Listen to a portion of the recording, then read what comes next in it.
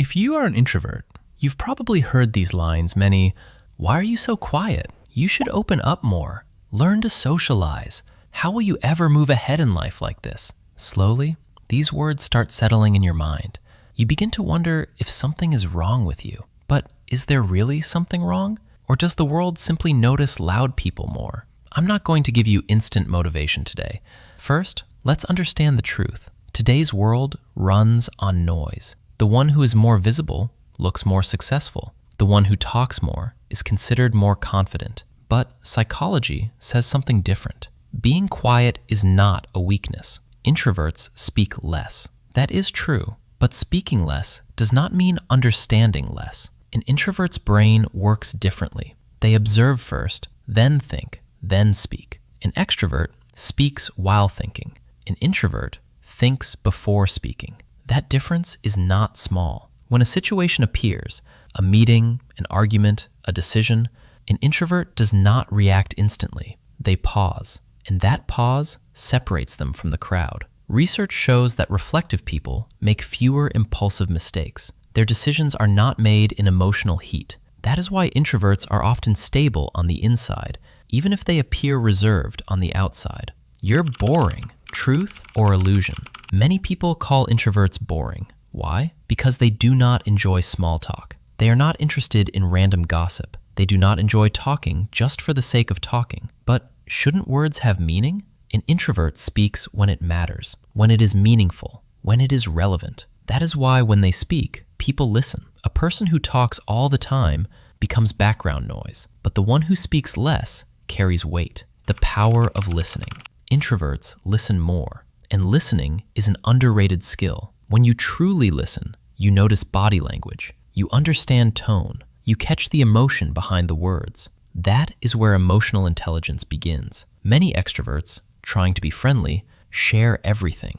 Later, they regret it. I shouldn't have said that. Introverts rarely regret oversharing because they filter before they speak. That is self-control. And self-control is the foundation of long-term success, the energy game. Here is something very important that people misunderstand. The difference between introverts and extroverts is not just behavior, it is energy. Extroverts recharge in crowds. Introverts recharge alone. That does not mean introverts are afraid of people. It simply means their battery works differently. If you are comfortable being alone, you are emotionally independent. You do not run from boredom. You are not afraid of silence, and clarity is born in silence. Deep thinking, a hidden advantage. Introverts naturally lean toward deep thinking.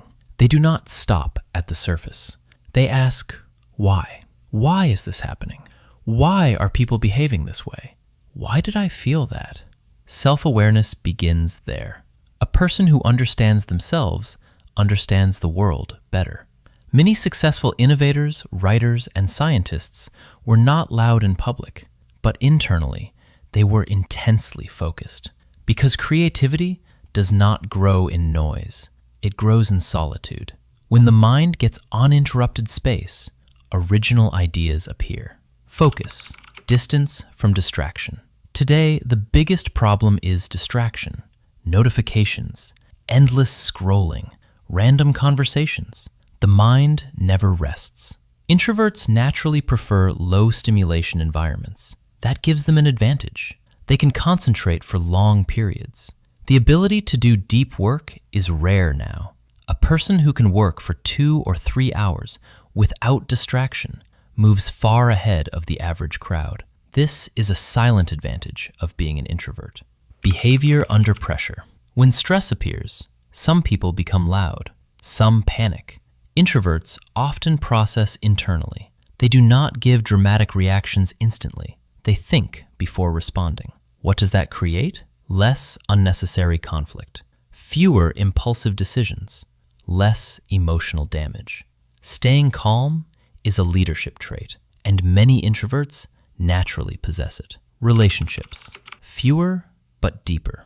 Introverts may have fewer friends, but their connections are rarely shallow. Trust is not a game for them. Loyalty matters deeply. Interestingly, introverts and extroverts often become friends. Why? Balance. If both only talk, who will listen? If both stay silent, who will begin? Nature creates balance. Introverts bring depth. Extroverts bring energy. Both have value. The truth about overthinking. Yes, introverts can overthink. That can be a weakness. But when directed properly, that same overthinking becomes strategic planning. Thinking is not wrong. Uncontrolled thinking is the problem. When an introvert understands their thinking pattern, that pattern becomes strength. The noise of success versus the reality. The world shows you that success is loud. People on stages, people holding microphones, people speaking in front of crowds. But the truth is this: behind every loud success, there are silent hours. Preparation happens in silence. Practice happens in silence. Skill building happens in silence. And silence is the natural environment of an introvert. One important reminder: being an introvert is not superiority. Being an extrovert is not weakness. Both personality styles have strengths. But if you are an introvert, stop seeing yourself as defective. You are different. Different is not wrong. Your mind is strong in reflection. Your communication is meaningful. Your focus is deep. Your emotional control is steady. And these qualities are rare. In the end, if you are an introvert, you do not need to change yourself. You need to understand yourself. When you understand that your design is different, comparison ends. Even while standing in a crowd, you can remain stable inside. Silence is not your weakness. It is your workshop. It is where you think. It is where you grow. It is where you recharge. So yes, if you are an introvert, congratulations. You will move ahead not through noise, but through thought.